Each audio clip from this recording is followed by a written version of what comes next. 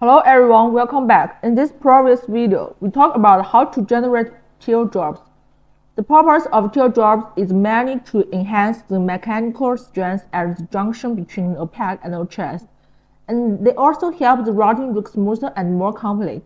If you are still not very familiar with the why teardrops are used, feel free to check out the earlier section. However, during actual work, sometimes we generate teardrops but don't see them on the canvas. This usually don't mean the generation failed. It's just that the teardrop visibility option is turned off.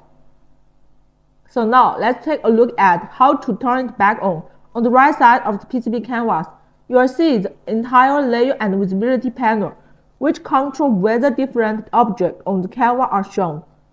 Scroll down, and you will find a section called Filter. In this section, look for the option in other named teardrop.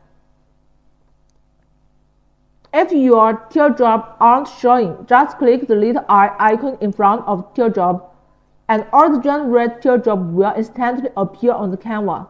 Similarly, if you feel there are too many teardrops and they are getting in the way while you check your routing, simply click the icon again to temporarily hide them. That's it, just a small visibility switch that helps you quickly toggle the display and improve your checking and routing efficiency. Alright, that wraps up everything about controlling teardrop visibility in EasyEDA. Hope this section helped make your PCB design process smoother. See you in the next class.